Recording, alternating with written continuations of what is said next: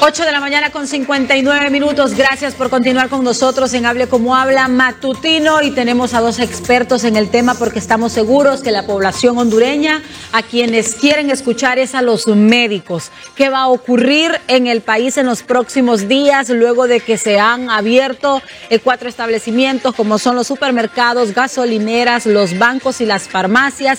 Y hemos visto un movimiento en todo el país por parte de la población hondureña. Nos acompaña el doctor Osmin Tobar, él es el director del Hospital Escuela, y también el doctor Carlos Maldonado, que además de ser de la casa, él es el jefe de pediatría del Hospital Escuela. Gracias por acompañarnos y por estar con nosotros en este momento tan oportuno donde necesitamos información veraz. Doctor Osmin Tobar, ya esta semana hay nuevas disposiciones, prácticamente se va a circular todos los días en el país. ¿Qué podemos esperar de esta decisión, la última que ha tomado el gobierno? Bueno, las decisiones absolutas que debieron tomarse al inicio de la epidemia hubiesen tenido un impacto grande en la contención. En este momento que hemos logrado frenar en algunas áreas del país la diseminación de casos, si abrimos todas las medidas de contención, lo más seguro es que los casos se van a incrementar porque se van a romper todos los cercos que se han creado. Desafortunadamente, estamos conscientes de que hay un problema económico a nivel nacional y que deberían buscarse alternativas que los expertos en economía deberían brindar, pero desde el punto de vista epidemiológico, la verdad es que al liberar las medidas de contención, el número de casos se incrementará, probablemente echando a perder mucho del excelente trabajo que se han hecho, por ejemplo, en la región metropolitana, que han logrado mantener la contención y la identificación de casos, y tenemos una curva bastante plana. Probablemente no sea la única actividad, sin embargo, sí es bastante admirable el trabajo que han hecho en la región metropolitana el doctor Harry Buck y su equipo para mantener la detección de casos y los controles adecuados. Si se libera cada vez más el flujo de personas en todas las instituciones, es muy probable que las medidas de contención se vengan abajo y el número de casos se dispare. ¿Y cuándo se estarían disparando? Esta es la primera semana que esta es la segunda semana, ¿verdad?, que se abrieron los supermercados, las gasolineras, que se permitió que la población circulara los lunes, miércoles y viernes. Entonces, ¿cuándo estaríamos viendo ya este brote de casos en el país? Bueno, si se liberan en un día específico, el impacto se ve en las siguientes 10 a 14 días, que es cuando ya el periodo de incubación ha culminado y el número de casos se incrementa. Pudiera ser tan extenso como hasta 30 días, pero el impacto mayor es entre 10 y 14 días después de que se han liberado las medidas. Ahí es donde veríamos el gran número de casos. O sea que aproximadamente el 20 de abril, en esa semana, estaríamos viendo un incremento considerable de casos. Ahora tenemos 343, pero la curva iría para arriba. Literalmente, Cecia, queremos decir que, por ejemplo, los que se contaminaron la semana pasada van a ver la siguiente semana, no el 20, ya la siguiente semana, unos picos, días en que va a haber un aumento en el número de pacientes que salgan positivos o pacientes ya sintomáticos, y también van a ir así, un día sí, un día no, porque obviamente se fueron exponiendo día de por medio, correcto, ¿verdad? Entonces, en el caso de esta semana, que es toda la semana que la gente va a andar circulando, obviamente va a ser dentro de 14 días, que podemos decir después del 20 de abril, pues, o sea, 15 días a partir del lunes, que es cuando se va a empezar a circular todo. Los de esta semana, pero los de la semana anterior, por ejemplo, toda la población que se movilizó la semana anterior, que vimos hasta los mercados llenos, una aglomeración total, entonces las personas de la semana anterior será la próxima semana. O sea, ya estamos hablando de 14, 15, 16 y 17 de abril. Ellos ahí sí podemos ver el incremento. Sí. Pero, ¿qué recomendaciones podemos dar a la población? Porque aquí nosotros hasta el cansancio, y lo vamos a seguir haciendo como responsablemente, lo hemos estado diciendo todo este mes ya, porque ya tenemos un mes en cuarentena. ¿Qué recomendación le podemos dar a las personas para que entiendan el riesgo de contagiarse de COVID? Bueno, las recomendaciones generales es descansar las medidas de prevención, evitando salir en la medida de lo posible de sus casas. Cuando se salga, evitar el contacto cercano entre personas, lavarse constantemente las manos, mantener las superficies de trabajo y desempeño diario limpias especialmente con sustancias que contengan cloro, estornudar cubriéndose con el codo, evitar dar la mano o saludar de beso, sobre todo evitar las reuniones sociales. Ahí hago un llamado a las convenciones religiosas, a los cultos, a las misas o a las actividades que tengan que ver con dar gracias a Dios.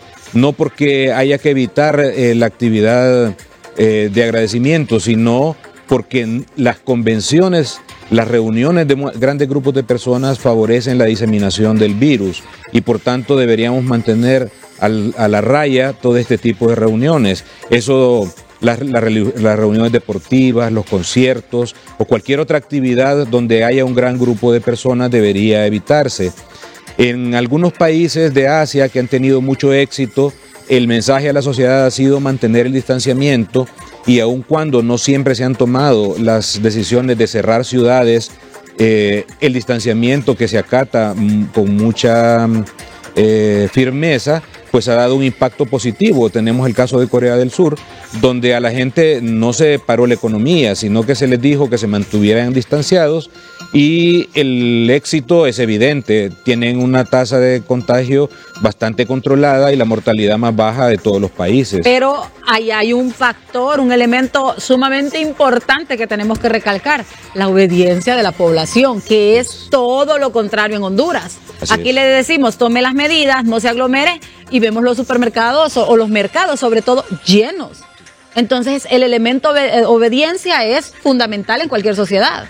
Sí, debemos tomar esto más que como obediencia, la conciencia colectiva, la conciencia de la sociedad, porque no es que vamos a hacer caso al gobierno porque el gobierno se le ocurre dar una indicación arbitraria, sino porque yo tengo conciencia de que si yo no me cuido, si yo no tomo las medidas de prevención, lo que voy a hacer es diseminar el virus y enfermar a las personas susceptibles de agravarse y aumentar los casos de mortalidad, y eso es lo que queremos evitar. También es importante que la población sepa que las medidas de aislamiento social, de cuarentena autoinfligida o obligada, en realidad no van a evitar que el virus continúe su propagación. Lo que van a hacer es que la propagación sea más lenta, y al ser más lenta, la capacidad de respuesta del sistema de salud no se va a ver sobrepasada. En este momento ya en la costa norte, ustedes están conscientes de las noticias, los sistemas de salud ya no tienen cómo responder. En el Distrito Central nosotros nos estamos quedando ya sin equipos de protección personal suficientes y todavía no tenemos una avalancha de casos. Como aquí en el Distrito Central no tienen, ¿el qué no tienen? Equipo personal. Equipo de protección personal, o sea, se están agotando los equipos y en el comercio ya no hay quien los distribuya. Entonces hasta el momento no hemos tenido mayores impactos, sin embargo, si la situación sigue así, llegará un momento en que los servicios de salud no sean suficientes para dar respuesta a la población, si todo el mundo se enferma al mismo tiempo. Por eso les digo, las medidas de cuarentena no van a evitar la diseminación del virus que en algún momento se va a producir. Lo que va a evitar es que se produzca un gran número de casos en un momento determinado, abarrotando los sistemas de salud, y ahí es donde los sistemas colapsan. En el momento actual todavía en el Distrito Central tenemos pocos casos y la respuesta ha sido adecuada y oportuna, y las fatalidades que han ocurrido han estado asociadas con condiciones de base de los pacientes como mayores de 65 años o enfermedades como la diabetes que mencionaban anteriormente, la hipertensión o las enfermedades cardiovasculares. Sin embargo, si se liberan las medidas de contención, la población joven se va a ver contaminada en un gran número de casos y van a haber defunciones invariablemente en población sin factores de riesgo. Por eso, nuestro propósito actual como sociedad debería ser garantizar que yo, como todo individuo, no voy a ser un factor de riesgo de transmisión de la enfermedad para que las personas que están a mi alrededor, que son personas susceptibles, que son personas mayores, que son diabéticos o que son niños muy pequeños o embarazadas, no van a estar expuestas porque yo tomo conciencia y yo me quedo en mi casa y evito la transmisión. Las locuras que han ocurrido de grandes grupos de gente peleando por abastecerse han sido focos de contaminación que desgraciadamente nos van a pasar factura. Bueno, en el caso de Cortés, estamos viendo, son 226 las personas infectadas y la tasa de mortalidad ya es elevadísima, son 16 fallecidos por COVID-19, ya confirmados por las autoridades, más una gran cantidad que han enterrado por sospechosos, según han dicho la misma familia. Y en Francisco Morazán solamente van 54 casos, pero me preocupa que dice de que ya no tienen ni equipo y los casos aún no han brotado los casos y no hay equipo. Mire, Ceci, es bien importante y por eso es que nosotros también queremos hacer un llamado a la empresa privada, porque yo entiendo que todo el mundo necesita trabajar, ¿verdad? Pero en Facebook está circulando un video donde a un empresario le preguntan cuántos él creería que deberían de morir del coronavirus. El que para menciona ejercer, de 70 personas. Del 70 personas. Si quiere lo vemos, doctor. Lo vemos porque ese es bien inspirador, porque le dice, él dijo 70 personas y le llevaron los 70 familias de él y le preguntaron, si ellos fueran, ¿cuántos quisiera que murieran? Ninguno. Dice. Exacto. Entonces es bien importante porque muchas veces nosotros la ambición, ¿verdad? Y yo entiendo que todo el que tiene una empresa quiere no perder, pues nadie pone una empresa para perder.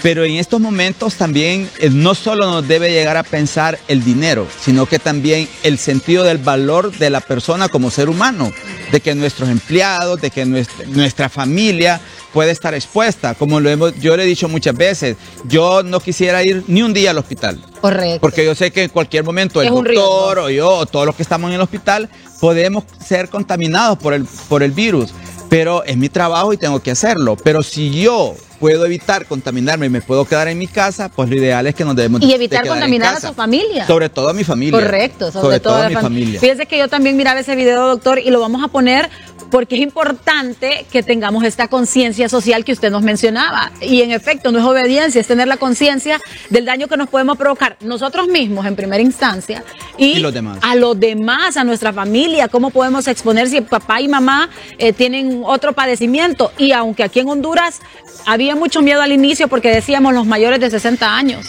Aquí en Honduras no ha pasado que solo son contagiados mayores. Han muerto incluso personas de 33, 44 años sin ningún otro padecimiento. Y este número de casos de personas y factores de riesgo cada vez se va a ir incrementando si nosotros tenemos un descontrol de la exposición de la población. En realidad, la conciencia social es la que nos debe motivar a nosotros a mantenernos en casa y a guardar la distancia. Con estas simples medidas que no representan mayor daño para nuestra vida cotidiana, vamos a disminuir el riesgo de contaminación.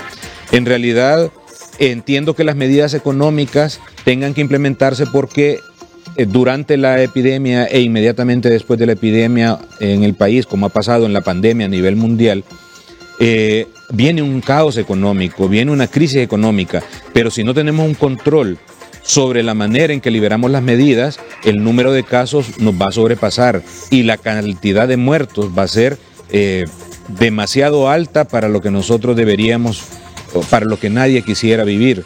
En este momento hay países como Estados Unidos, como España e Italia, que son ejemplos claros de la gran cantidad de gente que se expone y al tener limitaciones, miren que estoy hablando de países desarrollados, al tener limitaciones en la adjudicación de equipo de protección personal, han buscado alternativas como utilizar mascarillas caseras, bolsas plásticas para cubrirse, bolsas para zapatos, caretas hechas con frascos de refresco, y eso no es un invento, está pasando en estos países. ¿Qué va a pasar con nosotros? Que nosotros no vamos a tener capacidad de dar respuesta. Eso, si no tenemos la conciencia social de mantenernos aislados, vamos a abarrotar el sistema y no va a haber dónde comprar porque ningún país está vendiendo. Los países todos y países ricos. Sí. Por ejemplo, el caso de Nueva York. Ya dieron una alerta tan grande, dijeron, ya no tenemos equipos. Por favor, la gente que tiene equipos, devuélvalos al sistema de salud para que nosotros, el personal de salud, podamos darles atención a la gente que viene. Y es importante que la población tenga conciencia que el resto de enfermedades siguen ocurriendo. Seguimos teniendo defunciones por dengue, siguen llegando apendicitis, siguen habiendo accidentes automovilísticos y estas personas, si no tienen un sistema de salud que les dé soporte, no se van a morir igual porque el coronavirus nos tiene acaparados a todos en una atención directa, con un gran equipo de protección que debe garantizarse para cada caso sospechoso.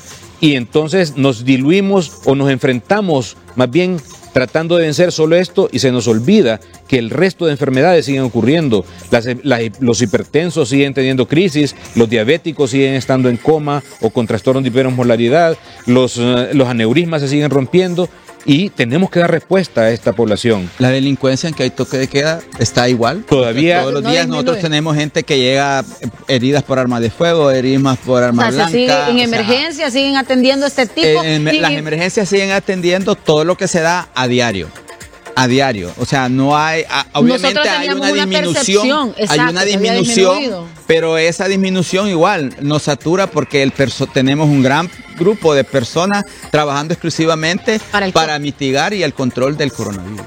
O sea, que se limita la capacidad de los médicos. Los espacios y todo, porque tenemos que tenerlo. El San Felipe no da consulta porque tiene que tener los espacios listos para cuando vengan los pacientes. El tórax no puede ingresar todos los pacientes porque tiene que tener las unidades. El María, que es un hospital de niños, está ahora también con pacientes adultos. O sea que la respuesta en salud a la población en general se ha disminuido en cuanto a personal que está atendiendo. No es que se ha dejado de atender, sino se ha reducido al mínimo, pero las emergencias igual siguen llegando. Se opera todos los días, igual, ¿verdad? O sea, era lo que decíamos, las otras enfermedades no paran, porque eso no es como que usted le va a decir a la enfermedad hoy no me des nada. Y lo más triste es que los niños están muriendo de dengue. Y todavía no he escuchado un comunicado de la Secretaría diciendo que van a empezar a tomarse acciones por eso, porque no ha habido opción. Porque si se descuida el coronavirus, igual. No, pero tienen que, porque están los fondos para contratar más gente, si es lo que se necesita en este momento, para que de manera paralela al COVID-19 estén también tratando el tema del dengue, porque también estamos hablando que son cerca de 13 personas muertas solo en el 2020 por dengue. Más de aproximadamente. Solo en el hospital escuela son el último que falleció eran 9. Eran 9 solo en el hospital escuela. Según las autoridades son cerca de 12 personas las que han muerto, 12 o 13, ya vamos a consultarle al doctor Consensa, porque el dengue también se le debe de prestar atención. Son 10,000 personas contagiadas las que se han atendido en lo que va de este año. Pero yo quería consultarles cuáles son las proyecciones que manejan ustedes los médicos, las estadísticas, si se continúa atendiendo a la población en los supermercados, en las farmacias, en las gasolineras y en los bancos a diario. Si esta medida no para o ustedes están de acuerdo que haya un toque de queda absoluto y por cuánto tiempo. Bien, yo creo que si la población no toma ninguna medida de aislamiento, vamos a tener un número de casos catastrófico que va a afectar probablemente el 60% de la población hondureña, que son las personas que viven o residen en áreas de susceptibilidad. Si se toman las medidas absolutas en este momento, ya no es posible, porque ya hay un caos económico que venimos arrastrando en el último mes, de manera que cerrar todo en este momento ya es una medida que no es... Funciona. O sea que la medida tenía que haber sido desde el inicio. Tuvo que haber sido al inicio, antes de que hubiera ese número de muertos. Correcto. Si nosotros tomamos medidas a medias tintas, ahorita aflojando y apretando, apretando. En ese contexto, la epidemia puede prolongarse de 6 a 12 meses. Entonces eso implica también que debe analizarse, porque representa un costo para la salud y un costo para la economía nacional que no se puede detener.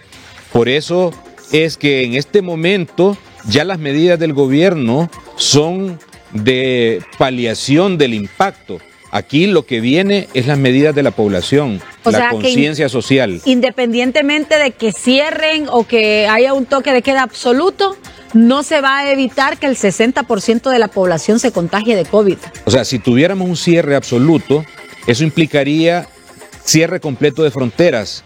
Total. Cierre de las ciudades, total. Negocios, todo que se cierra.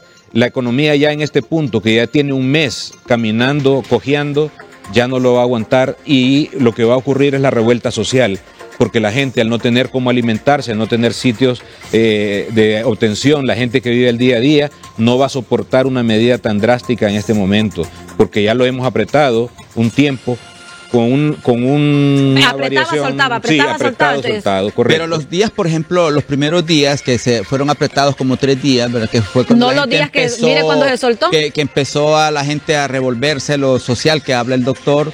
Obviamente, cuando debió haberse dicho se va a haber un toque de queda completo para Francisco Morazán, debió haberse tenido ya listo lo que se hizo a final de la semana, que fue empezar a repartir provisión por el gobierno. Eso tuvo que haber ido a la par.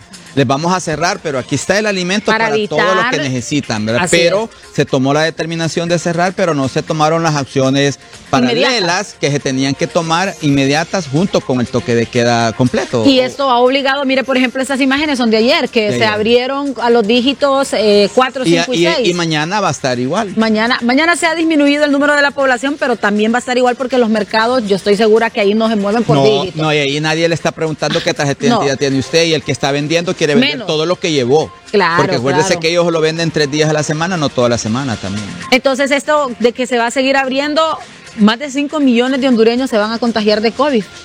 Si no se toman las medidas, más de 5 millones de hondureños, y el tiempo aproximado que vamos a seguir hablando de este tema es de 6 a 1 año, de 6 meses a 1 año. De 6 meses a 1 año es lo que se proyecta si no logramos tomar las medidas de salud pública encaminadas a la contención, y sobre todo si la sociedad no entiende la importancia del aislamiento y de guardar las medidas para evitar el contacto directo con otras personas de la familia, seres humanos en el trabajo, o como estamos viendo en las imágenes, en los mercados o en los bancos o en las gasolineras. Si nosotros no tomamos como personas, como seres humanos, como ciudadanos, la conciencia de que debemos garantizar este aislamiento, esta separación, entonces todas las medidas que el gobierno o la Secretaría de Salud impongan van a ser insuficientes, y vamos a tener afectados toda la población susceptible, que puede ser hasta 6 millones de habitantes. A mí me parece increíble que hay gente que todavía no cree en el COVID-19. Sí, yo creo que es cierto. Yo creo que es muy importante también hacer ver 2 cosas importantes, y es que este país necesita más educación y un mejor sistema de salud. Totalmente. ¿Verdad? Entonces creo que de todo esto de la pandemia, del coronavirus, nos han dejado inclusive nosotros como trabajadores de la salud, nos ha dejado muchas buenas experiencias que seguramente vamos a tomar en cuenta para luego definir qué es lo que queremos. Por ejemplo, le voy a contar, todos los grupos de internistas, de pediatras, de todos los diferentes especialistas están pensando ya qué hacer para poder educar al pueblo en la parte de salud, pero también yo creo que es importante que en este momento cada uno tome la conciencia si quiere vivir o quiere morir, pues porque esto es una decisión propia. Ya no es que te van a obligar a quedarte en tu casa, sino que es una decisión propia. Y el consejo que le podemos dar, que es, si usted no tiene nada que ir a hacer fuera de su casa, no salga. No salga. Y si va a salir, tome todas las medidas. Si tiene que ir a comprar alimentos porque es una necesidad, pues compre, vaya, pero tome todas las medidas, las mascarillas, use el gel, al regresar a casa, desinfecte todo, desinféctese usted, báñese, porque eso es importante. La tasa de mortalidad, doctor, de Honduras, quizás esto muchos no se han dado cuenta, pero es una de las más altas en el mundo. Se hablaba inicialmente cuando llegó el COVID-19, cuando se descubrió, se hablaba de que era una tasa de mortalidad de 2.3%. En Honduras tenemos una tasa de 10%. O sea, depende de la zona. Ahorita nosotros tenemos 6% a nivel nacional, pero por supuesto en la zona de Cortés la mortalidad es mayor. Y así en diferentes países. Hay países que han tenido una mortalidad de 0.7 como Corea del Sur, que es la mejor, pero también hay zonas donde el número de casos, como en Italia, ha llegado a 17% o a 14% en algunas áreas de Wuhan, en China. Entonces, pero en comparación a los tiempos. En los tiempos más álgidos, más álgidos de la epidemia. Recuerden que todos estamos viviendo un momento distinto de la epidemia. América Latina está viviendo un momento distinto, más o menos con 4 semanas de inicio de los casos en toda América, mientras que en Asia están más bien saliendo, ya están liberando ciudades que estuvieron en cuarentena por 1 mes o un poco más. Entonces, en este momento, nosotros tenemos una de las mortalidades más altas en relación al número de casos que tenemos. En 14% es la tasa. En total. O sea, sí, es que es la más alta en Latinoamérica. Porque estamos hablando de que ya van 23 víctimas mortales, son aproximadamente 343 casos. Entonces, esta tasa de mortalidad ¿A cuánto va a ascender en las próximas 2 semanas cuando ya los casos ya se hayan, ya hayan salido? Sí, ya se hayan masificado. Sí, lo más probable es que si esto se sale de control, tengamos los números más altos y no tenemos forma de cuantificar, por ejemplo, el número de pruebas que se pueden liberar, no se pueden cuantificar. La población debe tener conciencia que en este momento los datos de positivos son reales y son hechos a través del estándar de oro, que es la reacción de polimerasa en tiempo real.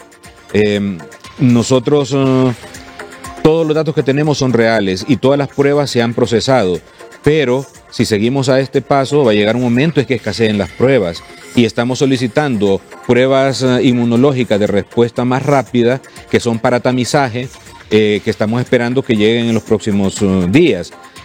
Sin embargo, aún así, el tamizaje con las pruebas simplemente nos va a decir la capacidad de respuesta que nosotros tenemos como sistema de salud para hacer pruebas, pero lo que nos dicta en realidad cómo funciona el sistema de salud es el número de muertos, y ahí es donde nosotros estamos deficientes en este momento. ¿Recomendarían ustedes que estas pruebas rápidas que recién han llegado al país y que 250,000 que estarían próximas, según esta semana manifestaron las autoridades, que se las hagan los empresarios a los empleados que están trabajando?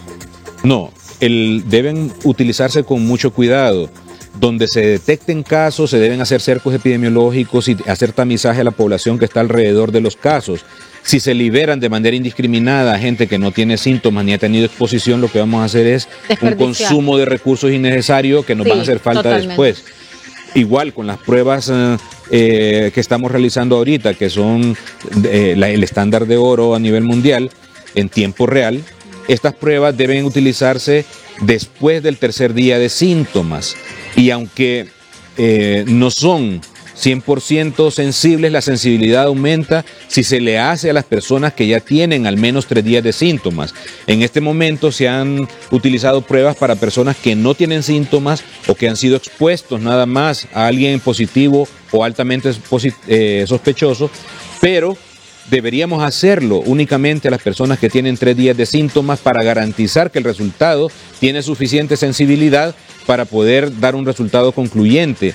Si liberamos estas pruebas, nos vamos a quedar sin recursos dentro de pronto. Y después se van a necesitar. Y después se van a necesitar y no va a haber quien nos venda. Sí, totalmente. Bueno, doctor, entonces ya para ir finalizando, ahora en el Hospital Escuela se están quedando sin los insumos, sin el equipo de bioseguridad necesario. ¿Cómo está la situación a nivel nacional? ¿Cuál es el llamado, la exigencia a las autoridades? Bueno, yo creo que ahorita las autoridades de salud y el gobierno deberían priorizar a las áreas donde tenemos casos detectados y se están atendiendo mayor número de casos.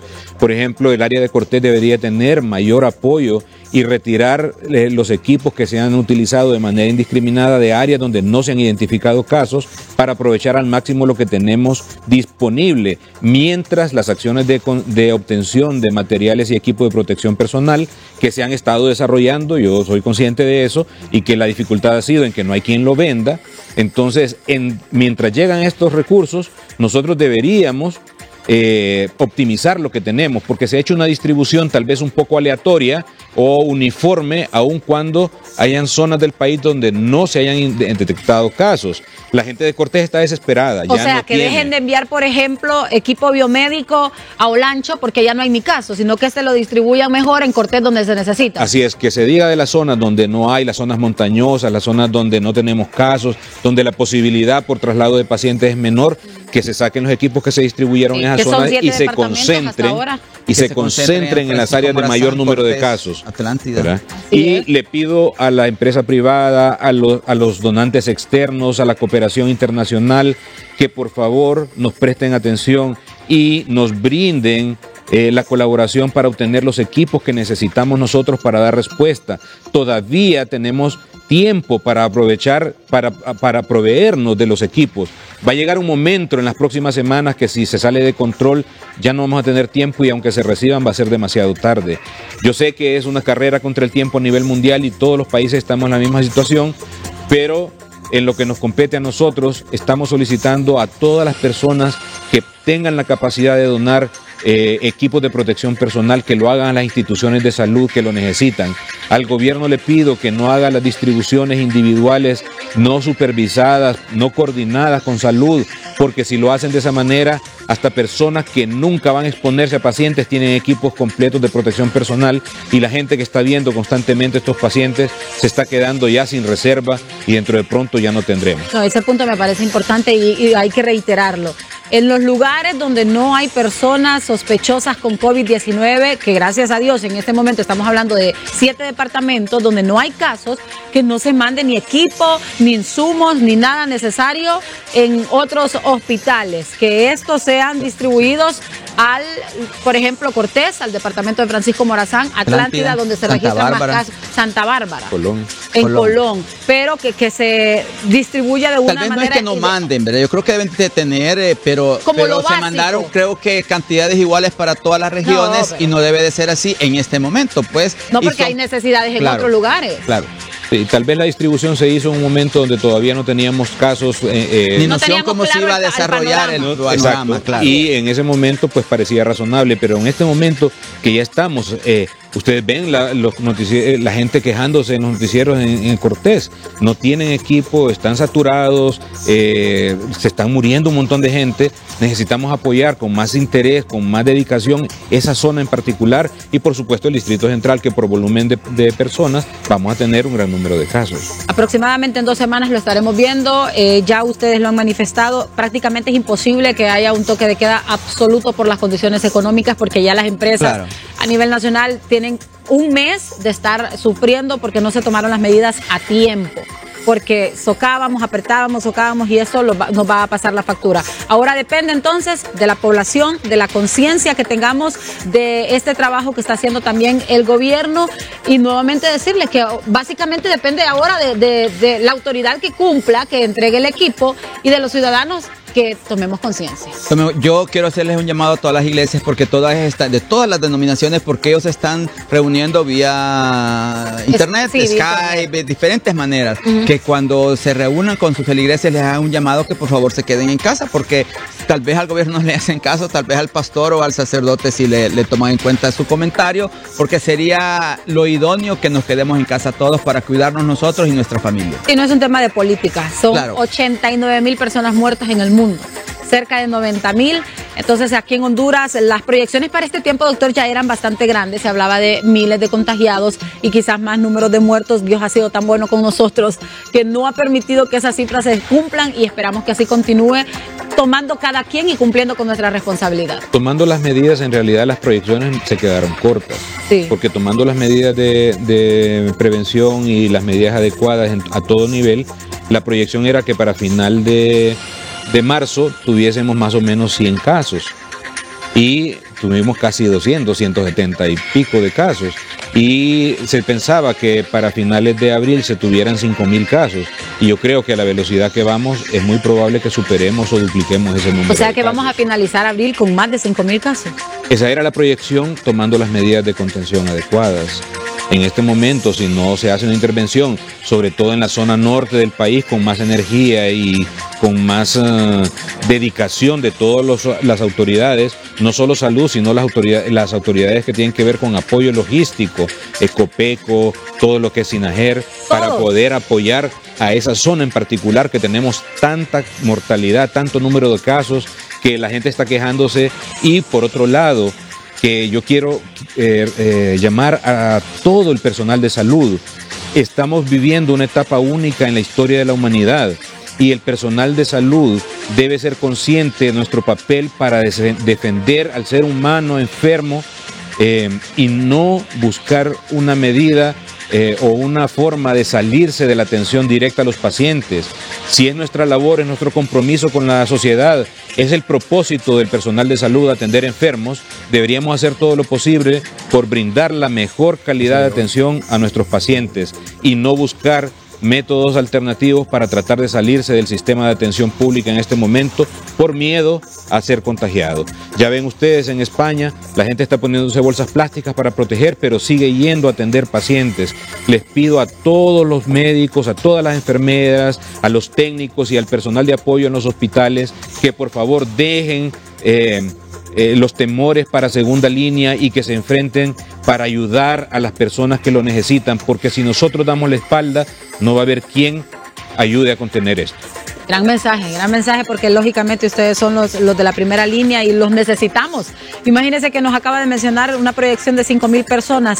De estas, ¿cuántas se podrían complicar y cuántas podrían ser atendidas en los hospitales de Honduras? Solo con eso nos quedamos en caos. Con los 5,000 casos ya estamos en caos. Estamos hablando de que cuántos respiradores hay, cuántos ventiladores mecánicos, cuántos van a morir. No sabemos cuántos, pero bueno, nosotros estamos arreglando 10.